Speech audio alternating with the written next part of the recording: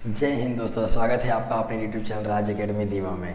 आज हम शुरुआत करने वाले हैं आपके अगले चैप्टर नंबर 2 के। और इससे पहले हम आगे बढ़े, हम आपको ये बता देना चाहते हैं कि हमने आपके महाराष्ट्र बोर्ड 8 स्टैंडर्ड की ज्योग्राफी का सारे जो भी चैप्टर्स है सब कंप्लीट कर दिए, लेसन नंबर 1 से लेकर लेसन नंबर 10 तक। अगर आपने वो नहीं देखा है या आपके भाई बहन जो भी है उन्होंने ये नहीं देखा है तो आप उन्हें ये शेयर कर सकते हैं और उनके थ्रू ये पहुंचा सकते हैं कि हाँ, यहाँ पे एकदम कंसेप्चुअल बेस्ड सारी नॉलेज मिली हुई है। ठीक है, और आप जाके प्लेलिस्ट में देख सकते हैं। अभी हम 9th स्टैंडर्ड की geography Maharashtra board lesson number 1 ख़त्म कर चुके हैं। ठीक है, डिस्ट्रीब्यूशन मैप ख़त्म कर चुके हैं। अब हम पहुँचे हैं चैप्टर नंबर 2 पे, इसका नाम है एंडोजेनेटिक मूवमेंट। ठीक है, चलिए बिना किसी फालतूगिरी की हम शुरुआत करते हैं अपने चैप्टर की। ठीक है, देखिए एंडोजेनेटिक मूवमेंट मैं आपको बताता हूँ एंडोजेनेटिक मूवमेंट क्या होता है। इससे पहले हम बहुत कुछ समझते हैं आगे, इससे पहले जब ये लेसन समझना इससे पहले हम बहुत कुछ समझते हैं। चलिए ठीक है, देखिए फोर्सेस और मूवमेंट हमारे पास ना बहुत सारे तरीके की होती है। एक ऐसे फोर्स होते हैं जो हम बाहर से अप्लाई करते हैं और एक ऐसे फोर्स होते हैं जो हम अंदर से अप्लाई करते हैं। सर नहीं समझ में आया, चलिए वापस बताता हूँ आपको। मान लीजिए कि किसी ने आपको मारा। क्या हुआ? किसी ने आपको मार दिया। अब वो जब मारा है उसने, जब किसी ने किसी को मारा, तो जब उसने उसको मारा तो मारा होगा तो मुंह फूट गया होगा, मुंह तोड़ थाड़ दिया होगा कि नहीं, एकदम फूट फाड़ गया होगा। ठीक है, तो मुंह फूट फाड़ गया तो कोई आपको देखेगा तो कोई पूछेगा कि ये कैसे हुआ, ये जो सर के ऊपर ये इतना बड़ा निकला हुआ है ये कैसे हुआ, किसने क्या किया, किसी ने मारा है या क्या हुआ है, फोड़ी हुई है। क्या हुआ है? देखो बोलते हैं ना फोड़ी फुंसी होती है, तो किसी ने मारा है या फोड़ी हुई है। तो तुम क्या बोलेंगे? नहीं वो एक झगड़ा हो गया था तो उसने मारा। इसका मतलब ये जो फोर्स था, ये जो इधर चीज़ें हुई, ये किसके वजह से हुई? बाहर से हुई या अंदर से हुई? बाहर से हुई या अंदर से? बाहर से हुई। तो इसी को हम बोलते हैं एक्सोजेनिक फोर्स। ठीक है, और वहीं दूसरी हो, आप हो और आप सोए हो और अगले दिन आप देख रहे हो कि आपके गाल पे एक बड़ा सा फोड़ा हो गया है, गाल में बहुत बड़ा सा फोड़ा हो गया है। अब मुझे बताइए कि ये कैसा है? अगर कोई देखेगा तो बोलेगा कि ये कैसे हुआ, लगता है आज फिर मार खा के आया है। तो वो बोलेगा नहीं मार खा के नहीं आया हूँ, रात को सोया था, सुबह देख रहा हूँ तो यहाँ पे इतना बड़ा फोड़ा निकला हुआ है। तो ये किस तरीके से हुआ? एंडोजेनिक फोर्स, अंदर से हुआ है, तो इसको बोलेंगे एंडोजेनिक फोर्स के हुआ है। समझ में आया? किसी भी चीज़ के, जब कोई भी चीज़ बनती है, बिगड़ती है, तो उसके पीछे 2 ही कारण होते हैं, या तो अंदर से बिगड़ी या तो किसी ने उसको बिगाड़ा है। समझ में आ गया? तो हमारे पास भी अब ये एंडोजेनिक मूवमेंट की बात कर रहे हैं हम लोग। अब यहाँ देना, ये कहाँ की बात कर रहे हैं? किधर अंदर और किधर बाहर की? क्या शरीर के अंदर से? नहीं, हम कहाँ की बात कर रहे हैं? अर्थ की। हम किसकी बात कर रहे हैं? ये पूरे अर्थ की। जब ये पूरे अर्थ की हम बात करेंगे तो इस अर्थ के अंदर, इस अर्थ के ऊपर तो हमें सारी चीज़ें मालूम है, लेकिन अब हम किसके बारे में बात करेंगे? अंदर की बात करेंगे, अर्थ के अंदर की बात करेंगे। तो उसी के अंदर हम इसी के बारे में चर्चा करने जा रहे हैं। ठीक है, तो अब इसे हम रफ करते हैं। ठीक है, वैसे गोला बड़ा अच्छा बन गया है।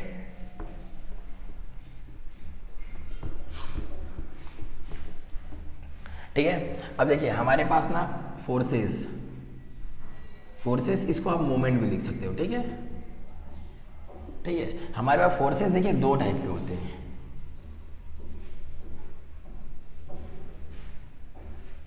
ठीक है, एक होता है एंडोजेनेटिक फोर्स और एक होता है एक्सोजेनेटिक फोर्स।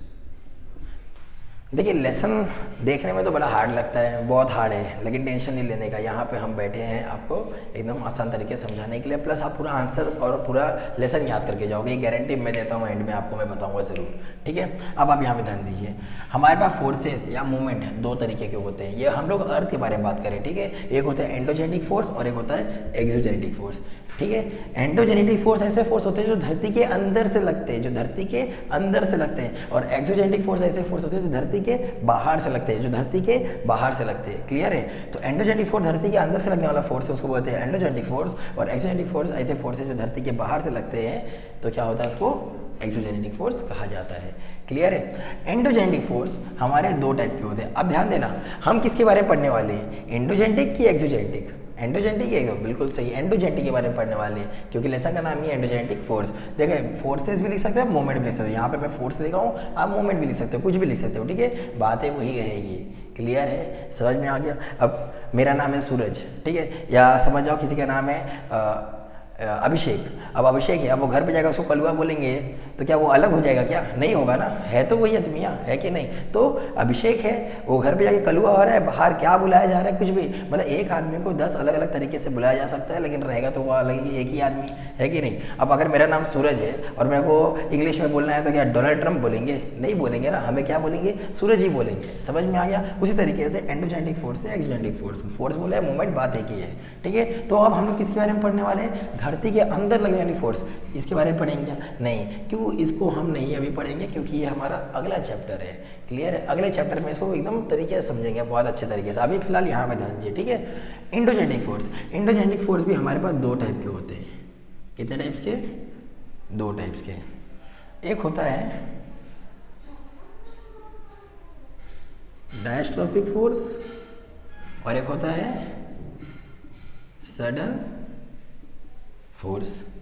क्लियर है? ध्यान देना, हम लोग फोर्सेस के बारे में बात करें जहाँ पे 2 तरीके की फोर्स होते हैं। एक धरती से अंदर लगता है उसको बोलते हैं एंडोजेनेटिक फोर्स, और एक धरती के अंदर से लगता है उसको बोलते हैं एंडोजेनिक फोर्स, और धरती के ऊपर से लगता है उसको बोलते हैं एक्सोजेनिक फोर्स। एक्सोजेनिक फोर्स के बारे में अभी नहीं बात करेंगे, अभी हम बात करेंगे एंडोजेनिक फोर्स में। एंडोजेनिक फोर्स जो धरती के अंदर से लगता है उसमें 2 तरीके के फोर्स होते हैं, एक डायस्ट्रोफिक फोर्स होता है, एक सडन फोर्स होता है।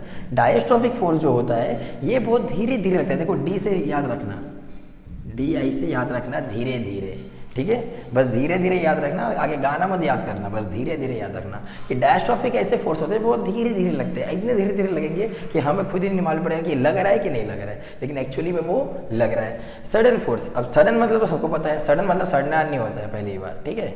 सडन मतलब अचानक से, सडनली बोलते हैं ना, तो ऐसे फोर्स है जो ये अचानक से लगते हैं, बहुत तेजी से लगते हैं, तो इसको बोलते हैं सडन फोर्स। अब मुझे एक बात बताइए, आप कुछ सोचिए कि धरती के अंदर से ऐसे कौन से फोर्स होता है, ऐसे कौन सा चीज़ होती है जो बहुत अचानक से आती है?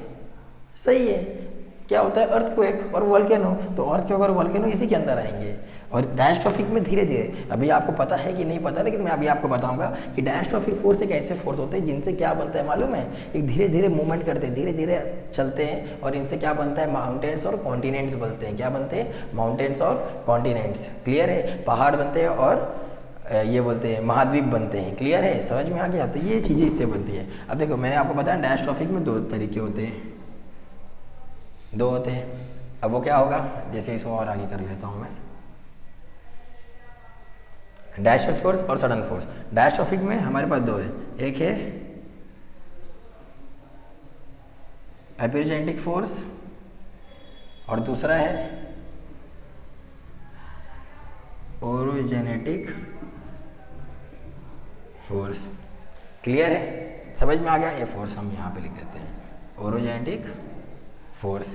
क्लियर? अब एपिरोजेनेटिक, सर अभी तो आप बोल रहे थे कॉन्टिनेंट्स बनते हैं और माउंटेन्स बनते हैं। हाँ, तो मैंने वही बताया, पर थोड़ा सा अच्छे टर्म में बताया। अब कॉन्टिनेंट, देखो आप इतने बड़े हो गए हो कि आपको कॉन्टिनेंट्स और माउंटेन नहीं लिखना है, आपको क्या लिखना है? एपिरोजेनिक। एपिरोजेनिक मतलब एपिरो मतलब ही कॉन्टिनेंट्स होते हैं। क्या होते हैं? कॉन्टिनेंट्स। क्लियर? और जेनेटिक मतलब क्या होते हैं? इसको मैं अलग पेन से लिख देता हूँ। जेनेटिक मतलब क्या होते हैं? बिल्डिंग।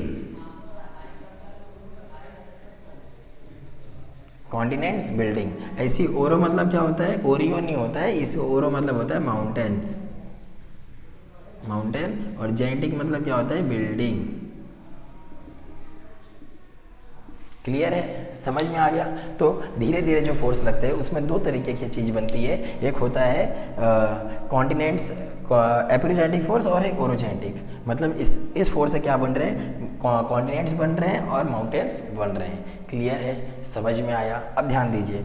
अब सर कैसे बनते हैं? कैसे हमारे यहाँ पे कैसे आप बोल रहे हो कि धीरे धीरे फोर्स लग रहा है तो उससे माउंटेन्स और कॉन्टिनेंट्स बन रहे हैं? ध्यान देना, मैंने 8th स्टैंडर्ड की ज्योग्राफी में मैंने आपको बहुत अच्छी तरीके से समझाया है कि हमारा जो क्रस्ट मेंटल कोर होता है, जो क्रस्ट होता है वो एक पतली लेयर के ऊपर चलता है जिसका नाम होता है एस्थेनोस्फीयर। एस्थेनोस्फीयर एक ऐसा होता है जो चिपचिपी चीज़ होती है। आप किसी भी चिपचिपी, जैसे तेल हो गया, अब तेल के ऊपर कोई चीज़ रखोगे और उसको ऐसा फ्लोट कराओगे तो बहुत आसानी तरीके से फ्लोट करेगी। ठीक उसी तरीके से उसी एस्थेनोस्फीयर के ऊपर हमारा जो क्रस्ट है वो अच्छी तरीके से फ्लो कर रहा है। क्लियर है? अब मैं आपको बताता हूँ कैसे।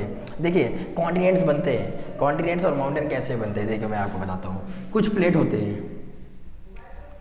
पहले जो मैं आपको बताता हूँ कि पहले जब हमारा जो अर्थ था वो सब एक ही थे, एक सुपर कॉन्टिनेंट था, इसका नाम था पेंजिया।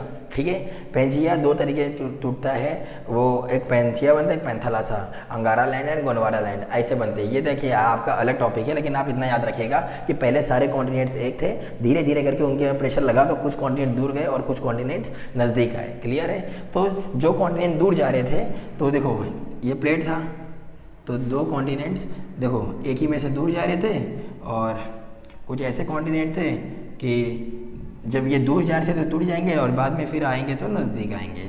तो ये कुछ कॉन्टिनेंट्स हैं जो दूर जा रहे हैं और कुछ कॉन्टिनेंट्स नज़दीक आ रहे हैं। क्लियर है? इसी जब यही दो प्लेट मतलब ये कोई छोले भटूरे की प्लेट नहीं है, ये कौन सी है? कॉन्टिनेंट प्लेट है। जो बड़े बड़े north America plate, south America plate, Eurasia plate, Indo Australian plate, ये सारी समझ में आ गया। तो ये सारी जो प्लेटें हैं ये मूवमेंट कर रही हैं। हमें लगता है कि मूवमेंट कर रही है, दिखता है क्या? नहीं, लेकिन एक्चुअली मूवमेंट कर रही है। इसका मैं एग्जांपल भी दूंगा आपको, ठीक है? लास्ट में एग्जांपल भी दूंगा कि अफ्रीका जो है, पहले इंडिया कहाँ था? अफ्रीका में था, वो अफ्रीका से निकल के ऊपर चला गया है। क्लियर है? आज भी एक एग्जाम्पल दूंगा। आज अफ्रीका के अंदर से एक जो बड़ा सा पार्ट है वो निकलने वाला है, वो दूर जा रहा है उससे, वो भी मैं आपको बताऊंगा। ठीक है? कुछ हज़ार साल बाद वो भी निकल जाएगा। ठीक है? यहाँ पे दिख नहीं रहा है लेकिन हो रही है वो एक्टिविटी। क्लियर है? तो जब भी दो प्लेट्स दूर जाती है और नज़दीक आती है, तो जब दूर जाती है इससे भी कुछ फॉर्म होता है, और जब नज़दीक आती है तो इससे भी कुछ फॉर्म होता है। तो जब नज़दीक आती है तो देखो, जब दो प्लेट्स नज़दीक आती है, अब मेरे को एक बात बताओ, दो पहलवान हैं, दोनों पहलवान के अंदर मैंने लड़ाई करा दी, और जब लड़ाई करा दी उधर वहाँ पे, तो अब मेरे को एक बात बताओ कि जीतेगा कौन? सर, जो ज़्यादा पावरफुल होगा। जो ज़्यादा पावरफुल होगा वो जीत जाएगा कि नहीं जीतेगा? जीतेगा। तो जो ज़्यादा पावरफुल होगा वो क्या करेगा? उसको उठाएगा, अपने ऊपर रख के धम गिरा देगा, है कि नहीं? अब एक बात बताओ, अपने वो तो देखा ही होगा, जैसे कि राजपाल यादव को देखा ही होगा। मान लो कि एक पतला आदमी और एक मोटा आदमी है, ठीक है, बहुत बॉडी बीडी वाला है, लंबा चौड़ा है। बताओ, पतला आदमी उसको उठा के फेंक देगा कि बड़ा आदमी उसको उठा के फेंक देगा? बड़ा आदमी उठा के फेंक देगा, तो बड़ा आदमी उसको ऐसा पकड़ेगा और ऐसा उठा के ऐसा फेंक देगा, है कि नहीं? तो अब मुझे बात बताओ, इसकी डेंसिटी कम है और इसकी डेंसिटी ज़्यादा है, तो बताओ ऊपर कौन जाएगा, नीचे कौन जाएगा? याद रखना, पहलवान आदमी क्या किया था? पतले आदमी को अपने ऊपर रख लिया था, समझ में आ गया? उठा लिया था। तो यहाँ बताओ कौन होगा? सीधी सी बात है, जिसकी डेंसिटी ज़्यादा होगी वो नीचे रहेगा और जिसकी डेंसिटी कम रहेगी वो ऊपर जाएगा। समझ में आ गया? जो पार्ट ऊपर चला गया, जो छोटा डेंसिटी वाला ये ऊपर चला गया ना, ऊपर चला गया, यही बनता है तुम्हारा क्या? माउंटेन। क्या बनता है तुम्हारा? माउंटेन। समझ में आ गया? ये यहाँ पे माउंटेन बनता है। देखो, ये इधर से धक्का मार रहा है, ये भी इधर धक्का मार, जब धक्का मारा तो इसकी डेंसिटी कम ज़्यादा थी तो ये नीचे चला गया, इसकी ऊपर चला गया। जब ये ऊपर चला गया तो यहाँ पे माउंटेन बन गया, लेकिन यहाँ पे जो थोड़ा पार्ट होता है ये तुम्हारा क्या बन जाता है? प्लेट्यू। क्या बन जाता है? प्लेट्यू। तो अगर कोई तुमसे पूछेगा कि प्लेट्यू कहाँ बनते हैं, तो बोलना प्लेट्यू जब दो प्लेट टकराती है तो वहाँ पे माउंटेन बनता है, लेकिन कुछ दूरी पे क्या बनता है? प्लेट्यू भी फॉर्म होता है। क्लियर है? और ये कॉन्टिनेंट्स बिल्डिंग में भी होता है। क्लियर है? याद रखना, दो प्लेट टकराती है तो भी होता है, और जब कॉन्टिनेंट्स बिल्ड होते हैं तब भी होता है। क्लियर है? समझ में आ गया? इतना समझा? अब ध्यान देना, यही जो चीज़ है अभी धरती के अंदर चल गया। अब बताओ, धरती के अंदर चले जाओगे टेम्परेचर ज़्यादा हो जाता है। अभी लैंड धरती के अंदर जाते जा रहे हैं, टेम्परेचर ज़्यादा होगा कि नहीं होगा? जब बहुत अंदर चले जाते हो तो ये पूरा एकदम लाल हो जाता है और ये एकदम पिघल जाता है। पिघलने के बाद क्या बन जाएगा? मैग्मा बनता है। और यही जब यहाँ से बाहर आता है, अगर तोड़ के यही मैग्मा बाहर ठंडा होने की कोशिश करता है, बाहर निकलने की कोशिश करता है। अगर उसने ये परत को तोड़ दी, तोड़ने के बाद अगर बाहर निकला तो क्या होगा? ये तोड़ने के बाद अगर निकल गया बाहर तो इसको ही बोलेंगे, क्या बोलेंगे? वॉल्केनो। और अगर नहीं तोड़ पाया, मार रहा है धक्का, लेकिन नहीं हो पाया कुछ, तो वो बोलेगा भैया नहीं हो पाएगा, वहाँ से वापस मोड़ के नीचे चला जाएगा। तो जो धक्का मारेगा कुछ तो एनर्जी निकलेगी, उसी को बोलते हैं अर्थक्वेक। मैं इसका भी एग्जांपल आपको बताऊंगा, ठीक है? लास्ट में आप टेंशन मत लीजिए, पूरे मैप के साथ मैं आपको सारी तरीके से बताऊंगा कि कहाँ पे हमारे यहाँ अर्थक्वेक आते हैं, क्यों आ रहा है वहाँ पे अर्थक्वेक, क्यों वॉल्केनो नहीं फट रहा है, ये सारी चीज़ें मैं आपको बताऊँगा। क्लियर है?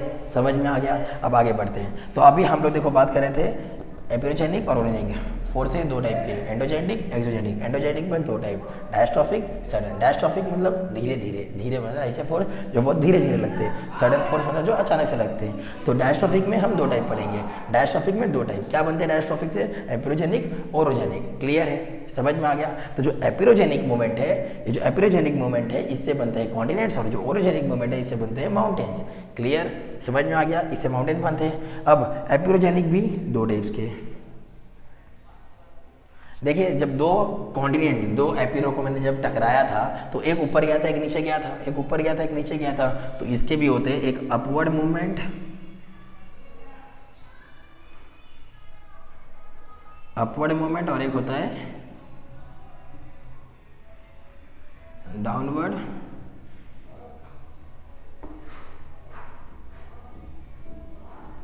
क्लियर है। एक अपवर्ड मूवमेंट डाउनवर्ड। सर ये अपवर्ड डाउनवर्ड मतलब सर जब टकराया था तो एक पार्ट ऊपर भागा था एक पार्ट नीचे भागा था, इसी को बोलते हैं अपवर्ड मूवमेंट और डाउनवर्ड मूवमेंट। क्लियर है। और अपवर्ड मूवमेंट में आ जाएगा इमरजेंस, इमर्ज हुआ ना, बाहर निकला होता है इमर्ज हुआ, और डाउनवर्ड मूवमेंट में आ जाएगा सबमर्जेंस। क्लियर। अपवर्ड मूवमेंट में इमर्ज हुआ और जब थोड़ा सा हुआ डाउनवर्ड मूवमेंट में तो सबमर्जेंस हुआ। क्लियर है। इतना समझ में आ गया। आ जाओ ओरोजेनिक में। क्लियर है। अब इसको रफ करूँ। देखो ओरोजेनिक हमारे पास दो प्लेट है, इसको रफ कर देता हूँ मैं। ठीक।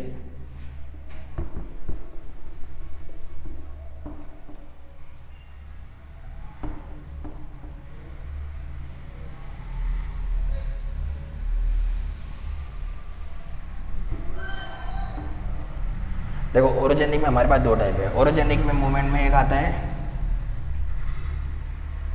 टेंशनल फोर्स और दूसरा है हमारे पास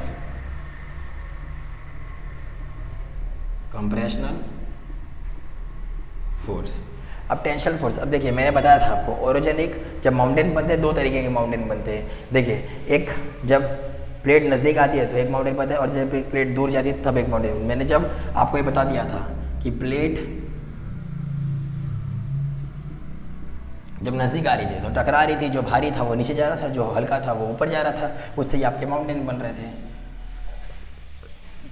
क्या बन रहे थे? माउंटेन्स बन रहे थे। ये जो माउंटेन बनते हैं देखिए ध्यान देना, कन्वेंशन जब ये कंप्रेशन होता है, ध्यान देना है, एक टेंशनल है कंप्रेशनल है। ये कंप्रेशन है ना, कंप्रेस किया जा रहा है ना, दब रहा है कि नहीं दब रहा है? तो दब रहा है कि नहीं? तो जब दबता है तो कोई भी चीज़ ऐसी बनती है, देखो ऐसी वाली, यहीं पे आपके बनते हैं फोल्ड माउंटेन। कंप्रेशनल से क्या बनते हैं? आपके फोल्ड माउंटेन बनते हैं, क्योंकि कंप्रेस कर रहे हैं ना। जब किसी भी चीज़ को, अब एक बात बताओ, जब किसी भी चीज़ को आप ऐसे मोड़ोगे, जब मोड़ोगे तो इसके अंदर ऐसे ऐसी लाइनें आएगी कि नहीं आएगी? आएगी कि नहीं आएगी? इसी तरीके से तो ये क्या हो जाएगा? कंप्रेशनल में आ जाएगा। क्लियर है? समझ में आ गया? अरे हम किसी भी पेपर को ऐसा मोड़ते हैं फिर उसको छोड़ दो, आप बस पेपर को ऐसा लो, ऐसा छोड़ दो, देखो उसके बीच में ऐसे ऐसे आ जाएगा, शेड आ जाएगा कि नहीं आ जाएगा? उसी को बोलते हैं फोल्ड माउंटेन, याद रखना। और मैंने आपको एक और बताया था कि एक प्लेट है, एक दूर जा रहा है, एक और दूर जा रहा है। तो दूर जाएगा तो मुझे एक बात बताओ, जब ये दूर जाएगा तो इसके बीच में क्रैकिंग आएगी कि नहीं आएगी? क्रैकिंग आएगी कि नहीं आएगी? अब एक बात बताओ, मेरा ये हाथ है, मेरा हाथ है, ठीक है। अब मेरा हाथ एक यहाँ से खींच रहा है, एक यहाँ से खींच रहा है, बहुत तेज़ी से खींच रहा है, बहुत तेज़ी से खींच रहे हैं। तो जब तेज़ी से खींचेंगे तो मुझे पता चल जाएगा ना भैया ये यहाँ से फटने वाला है, फटने वाला है कि नहीं फटने वाला है, बीच में आएगा कि नहीं? इसी को बोलते हैं tensional, tension, compressional, tensional, compressional, tensional. Compress कर रहे हैं, टेंशन दे रहे हैं। तो जब तनाव आता है ना, हम पे बोलते हैं ना भैया यार बहुत टेंशन है, इसका मतलब आपके ऊपर बहुत तनाव आ रहा है, आपके ऊपर प्रेशर नहीं आ रहा है, आपके ऊपर कोई खींच रहा है। समझ में आ गया? तो इसको बोलते हैं बहुत टेंशन आ रहा है। तो जब दो चीज़ आपको बहुत तेज़ी से खींचेगी तो बीच में देखो ऐसा वाइट कलर, हम कोई भी चीज़ खींचते तो अपने को देखो वो चीज़ अपना कलर चेंज करने लग जाए, जहाँ से फटने वाली होती है ना वो वाइट होना शुरू हो जाती है, वहाँ पर उसको टेंशन आ रहा है। समझ में आ गया? तो जब भी आप खींचोगे तो इसको बोलते हैं टेंशनल फोर्स, और जब भी इसको नजदीक लेके आओगे इसको बोलेंगे कंप्रेशनल फोर्स। अब एक बात बताओ, जब टेंशन में खींचोगे, बहुत तेजी से खींचोगे तो क्रैकिंग आएगी कि नहीं आएगी? यहाँ से फटेगा कि नहीं फटेगा? एक हाथ यहाँ भागेगा, एक हाथ यहाँ भागेगा, और मैं बहुत ज़्यादा कहाँ गिरूंगा? नीचे। समझ में आ गया? तो क्रैकिंग आती है, और क्रैकिंग पर जब मैं नीचे गिर जाऊँगा तो उसको बोलते हैं फॉल्टिंग आती है, याद रखना। तो टेंशनल में क्या आता है? टेंशनल फोर्स में क्या आता है? क्रैकिंग और फॉल्टिंग। क्लियर है? टेंशन में क्या आता है? क्रैकिंग और फॉल्टिंग। इतना समझ में आ गया? टेंशनल फोर्स में जब लगाते हैं तो क्रैक आएगा और फॉल्टिंग आती है। क्लियर है? समझ में आ गया? इसी फॉल्टिंग से बनते हैं, टेंशनल से क्रैकिंग आती है और फॉल्टिंग आती है, इसी फॉल्टिंग से बनते हैं आपके ब्लॉक माउंटेन। कौन से माउंटेन? Block mountain. अब देखिए मैं आपको समझाता हूँ कैसे। दो चीज़ दूर जा रही थी, बीच में क्या आ गया? क्रैकिंग आ गया। अब देखो जब क्रैकिंग आएगा तो ये इधर भागेगी, इधर भागी, तोड़ दी।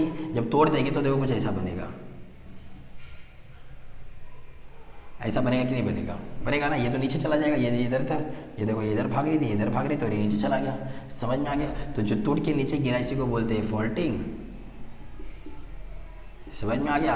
अब ध्यान देना, इसी को बोलते हैं फॉल्टिन। और ये दिख रहा है कैसा माउंटेन है, ये ब्लॉक जैसा दिख रहा है, दिख रहा है माउंटेन, ये दोनों ब्लॉक माउंटेन जैसे दिख रहे हैं, तो इसी को बोलते हैं ब्लॉक माउंटेन। अगर किसी ने आपसे ब्लॉक माउंटेन का एग्जांपल पूछ लिया तो बोल देना सतपुरा रेंज, सतपुरा रेंज बोल दो या तो माउंटेन बोल दो। क्लियर है, समझ में आ गया।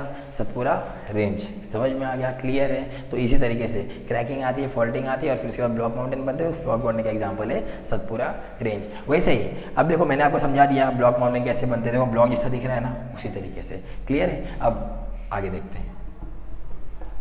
अब मैंने आपको कंप्रेशन के बारे में तो बता ही दिया था। कंप्रेशन के बारे में तो मैंने आपको बता ही दिया था। कंप्रेशन क्या होता है, जब दो चीज़ नज़दीक आती है, नज़दीक आती है तो नज़दीक जब आएगी, जब दो चीज़ नज़दीक आएगी तो ये भी हमारे पास टू टाइप के हैं। एक होता है व्रैपिंग, एक होता है व्रैपिंग। व्रैपिंग मतलब व्रैप करना, कोई भी चीज़ बड़ी है उसको ला के ऐसे व्रैप करना, मतलब नज़दीक ला के व्रैप करोगे ना। समझ में आया कि नहीं। अब ये है मेरे पास, ये है, ठीक है। अब ये मेरे पास है तो इसको मैं क्या कर रहा हूँ, व्रैप कर रहा हूँ। अब देखो इसके अंदर देखो माउंटेन जैसे बन रहे कि नहीं बन रहे, कुछ ऐसे रहेंगे, कुछ ऐसे रहेंगे, फिर कुछ ऐसे रहेंगे, फिर कुछ ऐसे रहेंगे। जैसे मैं आपको बता रहा हूँ, देखो ये माउंटेन जैसे दिखेंगे कि नहीं दिखेंगे। उसी तरीके से जब हम लोग व्रैपिंग करते हैं, कंप्रेस कर रहे हैं तो व्रैप होगा, कंप्रेस कर रहे हैं तो व्रैप होगा, जब कंप्रेस करेंगे तो व्रैपिंग होगा और क्या होगा, फोल्डिंग होगा।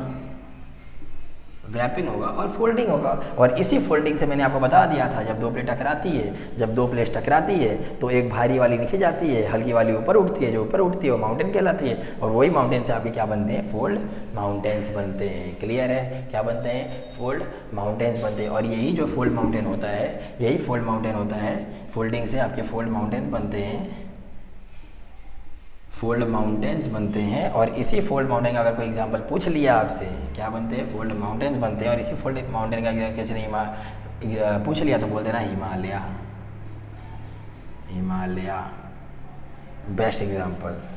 क्लियर है, ब्लॉक माउंटेन के लिए बोलना सतपुरा रेंज और फोल्ड माउंटेन के लिए बोला हिमालय।